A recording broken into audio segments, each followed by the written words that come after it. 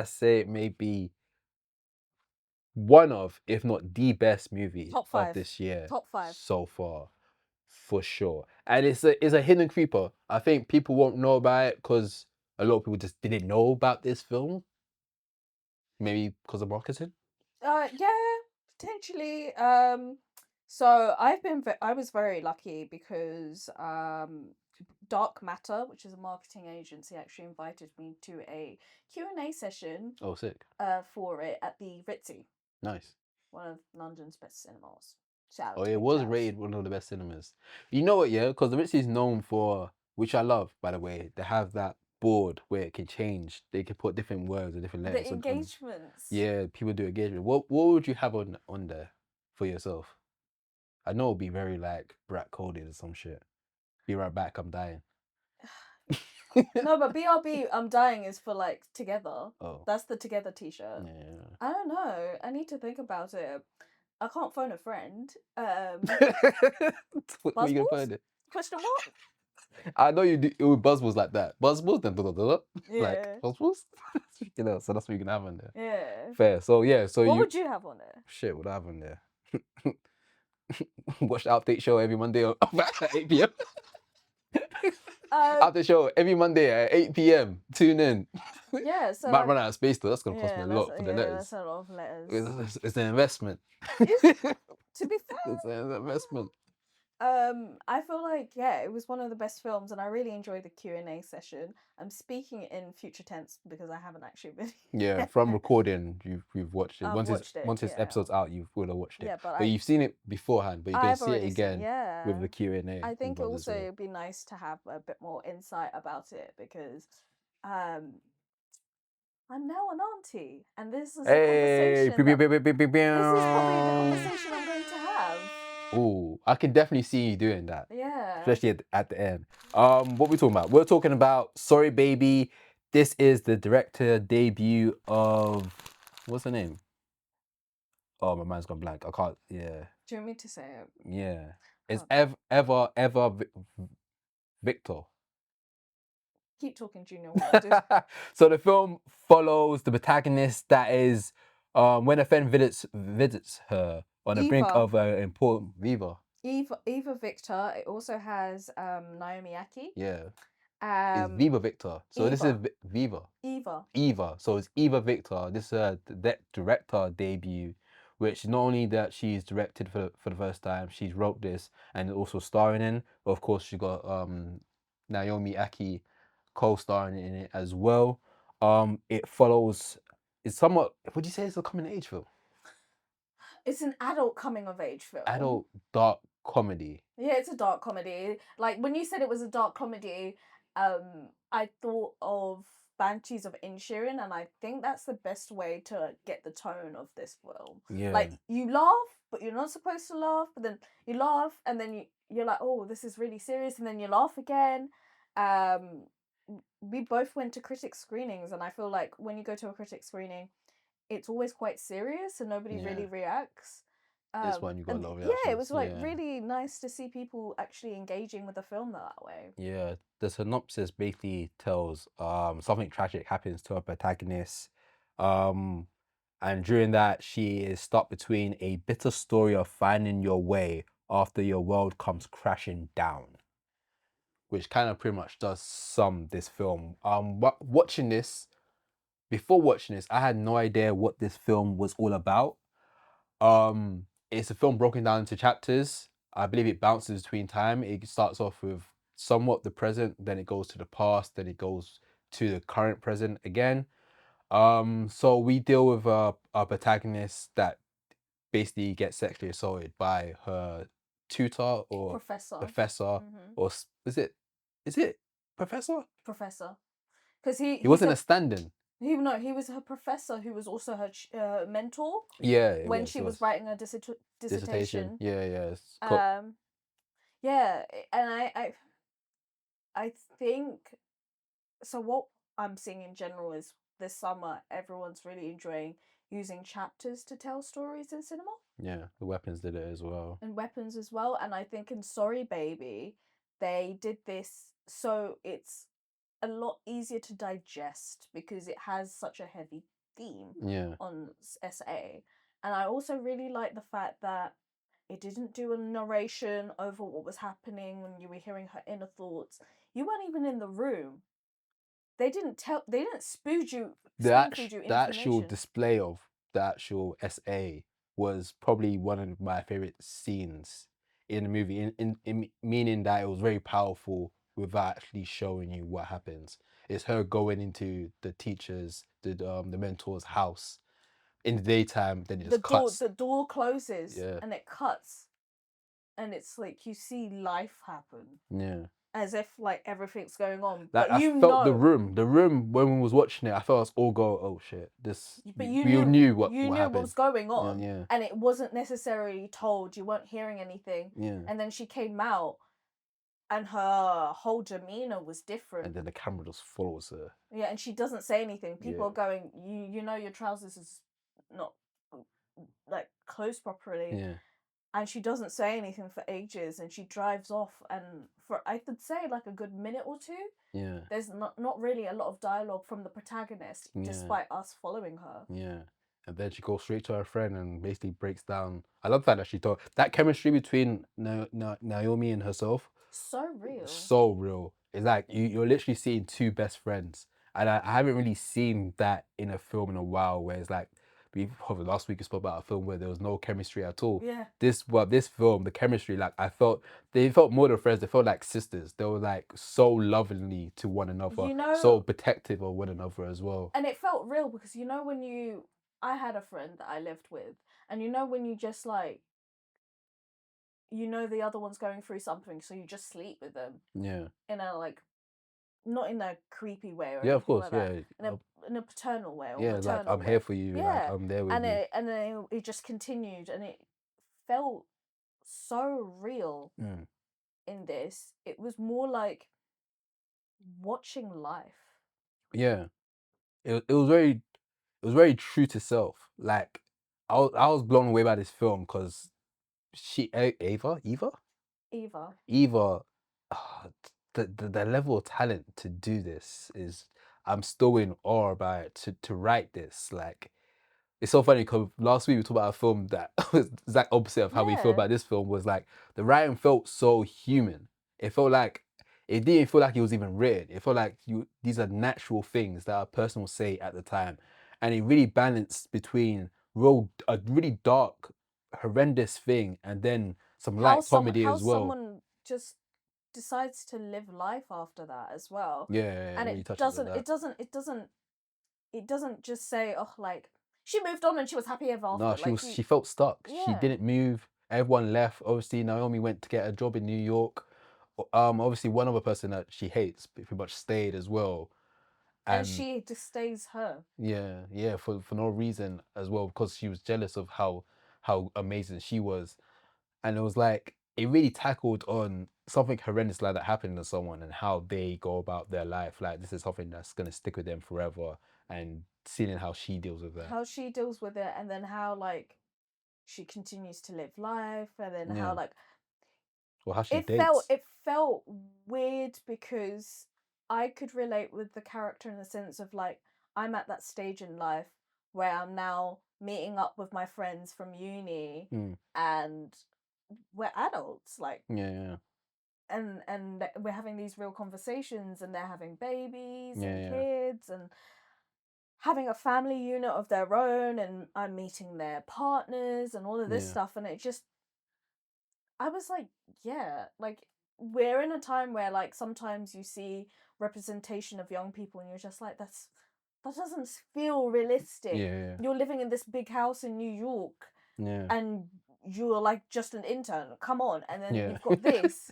yeah, where it feels real. yeah, yeah. It did a really good job of showing how real things are, and the comedy was just it was just like the icing on the cake. Really, it was just like her comedic performance in it. It's like she went through this horrible traumatic thing, and then she brings a cat home, and that's like the funniest thing ever. It's like I've got a cat now. Naomi's like, okay, this is how Naomi's like, this is This how is you how have to you can, process it. yeah, This is how you fine. can process it. That's fine. I'm here to support you with that. She said, gave a little head nod and carried on with the cat, and the cat's now part of the film now. I was like, oh Yeah. shit. And then she's messing with the next door neighbor that's coming down slanging it. He's slanging My it. guy. Gavin's Matt slanging it. Gavin is a gallus. The first thing I said to Junior was, "Man, like Man, Gavin." like Gavin came through like, hey, yo, what you What are you doing? saying? What you And saying? then he accidentally came to the house on the wrong weekend when Yeah, the it's best like, friend was there, just, and he was like, "Oh, this is the weekend." yeah, And that's the link right there. That's a sneaky link. Oh, sorry, no, my but bad. it's not even a secret link anymore Yeah, because he came through. then he he restored her faith in men. She, he did. It was very interesting scene. I can't remember how the scene even went. Maybe you remember, but the scene when it was in the bathtub. Yeah, and it was such an intimate moment. It didn't feel hypersexualized. Yeah, Because they were both very vulnerable. yeah. It was very like metaphors was there because they were both naked and they were both like revealing themselves. Yeah. Like from what I He was remember, like, there I was, don't want you to see me in this full. He wasn't. oh yeah, he wasn't up. Yeah, he wasn't up. Yeah, And he was like, I don't want you to see me like that. And she was like, why? Like, yeah, I've seen you naked. yeah. Fair.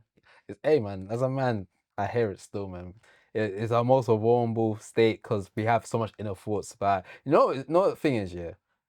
I don't think people fully understand. Maybe they do, but they don't talk about it. But men have huge insecurities about their bodies, No, they. especially that part. So Really? I can't I tell. didn't know that. I Swear. never knew that. Um, But yeah, that scene was interesting because it spoke about because he seemed like he wanted to talk about the future, and she just wasn't but really. I think because she'd lived through such a traumatic experience, it's kind of hard to see the future Yeah, because you're just so focused on living in the present. yeah, And I could relate to that. And so he was like, I could see you being a mum. And she was like, I can't see anything. Like, yeah, I'll be real. When I think about the future, I don't. Like, whenever you ask me stuff about the future, I don't know what to think. My mind yeah, goes blank. yeah. And I think that's a lot of people. And I think Yeah. with her case, is like that traumatic thing put a stop. I think that's the main thing the film was trying to say. Like that thing happened to her, and it put a stop because she was progressing. Like she was the best student. Obviously, that's why I went and reached this. Student teachers to Yeah, become a full-time yeah, professor. yeah. But it's like to imagine if that thing didn't happen to her, she probably would have went out and went to like a university or like a higher schooling place that made like a ton of money because or made became like a sick author. Yeah. But because of that experience, she kind of locked in there, still being incredible. So was like one of the youngest person to become a teacher and be ahead and whatnot. So still doing great things, but she was kind of was locked into this city. Um, yeah, it was beautiful, and I love the The there was a scene where she has cinematography like as a well. oh shit, yeah, they went in. Like, even when she had the panic attack in the car, Oh no, that triggered me. Hey. that was intense to watch, and it was I think it did. I never had a panic attack. I can only assume that was a good depiction of how No, someone it experienced that. was from what I know, that was just that Yeah, was hard. and then my man comes through with the sandwiches. Yeah. That was a really Do you cute. know who that is as well? I've seen him in a lot of stuff. I remember him in Mindhunters. So this character that we're talking about that's kind of protects her, she's having a panic attack is John Carroll Lynch. John Carroll Lynch. Oh, there he is. And Peter. he's been in Fargo, he's been in Lucky, he's been in Zodiac, he's been It's in Zodiac. I seen him. That's what it Bubble is. Boy, he Yeah. was in Crazy Stupid Love, he was the dad. I never seen Crazy Stupid Love. He was also in Shutter Island. Okay, yeah, I remember starting like that. I remember him in The Founder as well. He played the original guys that on McDonald's. He was in Twilight. Oh shit, I don't remember that at all. But I love this scene. He was only there for a bit, but he was like the reassuring adult. I think that gave her that okay, not all like adult figures like Yeah. that are bad. And I think also like when it was felt very real because when you're like a young adult, sometimes it feels like people have their I'm gonna be very vulgar. They have their shit sorted out. Yeah, and you look at older people and you're like, you just know what you're doing with life. Yeah. And this conversation reminded me of this very raw conversation I've had before. And he was just kind of like, I actually don't know what the fuck I'm doing. Yeah, as well. Yeah. I'm just going as it goes. I've Like, got a sandwich business. yeah, and he was like, did you think I imagined myself to be this old grey guy and have a kid? Like, Yeah. I never imagined myself. And, Yeah. you know, it's okay. Yeah. Like, you're doing okay. And I Yeah. think that's conversations that we all have as we start getting older with that one older person, whether it be a colleague from work Yeah. or that one paternal or parent or whatever, Yeah. or your older sibling, or just like a random person that you see like on the tube. I've had those conversations before, Yeah. and it just kind of it felt very grounding in that moment after having such a intense scene. Yeah. And I think that's what I like about her writing style is that she's able to do the two very most juxtaposing emotions and level it and balance it so easily and so smoothly that it doesn't feel like, where the heck did this come from? Yeah. Yeah. I agree. How do you feel about the last scene? I think that's a very real emotion. Um, Did you cry? I didn't cry Oh, actually. impressive. You get the horns. I I didn't did not cry. cry. Yeah. I think it was like very real because when you have this new life form and stuff and you're talking to them, you do want to be this very protective Yeah. person in front of them and take care of them. But it was also like nice that she wasn't talking to the baby Goo like a gaga. baby. Yeah. Like she was actually talking to it like a person. It was sweet. Like, I want to protect you. Want to make sure you're fine. Da, da, da. I think that was a beautiful way to end it on that note. Yeah, spoilers, Fam, sorry. Spoilers. bro, spoilers everywhere, bro. This, what's her name? Eva. Eva. Eva, fuck's sake, I keep forgetting her name. I'm sorry, man. But you're cold. Yeah, You're cold. it's an amazing film, and I can't put any words into saying go and watch it. Just go watch it. Yeah, it's in cinemas Go right now, and man. watch it in the fucking cinemas, man. Yeah. Go to the fucking cinema. Go to the fucking cinema junkie club. Yeah, it was incredible. I loved it. What do you think is next for her? I don't know, but I don't want her to rush herself. It's funny because well, after I watched it, I was looking into her because obviously this was a director debut, and I was so like blown away for her to do all this, like have all these roles and make it. I found like there was an interview she did a podcast she did on A24. Mm-hmm. Funny enough, she did the interview with none other than Celine Song, Oh. and they had a conversation talking about their process, and it was a really good interview. I do recommend people to watch it. There was a lot of little small gems in there, but Celine Song was talking about the fact that she was coming off of past lives, and then she's making this film and talking about the process of making this film and how she went about it differently than past lives. And then Eva was kind of that's talking about how she just really enjoyed the process of making that film, and she kind of really was like in awe of Celine Song and what she's gone off of. And I think there is a comparison between the two of like making such great first movies, and we're gonna really see how Eva like moves across her next film and what her approach is gonna be. Is she gonna write, direct, and star in it as well, or is she gonna take a back seat? Because I can imagine so the reviews on this film is really high, so I can imagine a lot of doors opening up for her for her next film. But I don't want her to feel, because I think this is a big thing in general, especially in the industry, where you've done something really great and then you feel pressured to do something great fast. Yeah, And a person that I think is a great example of not rushing themselves and doing it at their own pace is Michaela Cole. yeah. Literally, So she been a had minute yeah, since I chewing she gum. has a new some new stuff in the It works works now. actually. Yeah, But like chewing gum was originally a monologue, a one woman show during Edinburgh Festival, yeah, and then after some time it became a TV show. yeah, So I feel like don't rush yourself. yeah, Don't listen to the get your money, get your funding, but don't rush the art of creating because Yeah. it shows. And also, she's a great actor. She can just act for a bit and be in other people's projects until she finds the story that she Yeah, wants to tell or even produce. because what was it? Yvette has always had these really great insights, and she's like, if you want to write stuff, sometimes you also need to have time to just live. Yeah. Yeah. Go touch some grass. Yeah. Go touch some grass and go to the fucking cinema. Yeah. You heard? Yes. So yeah, do check out Sorry Baby.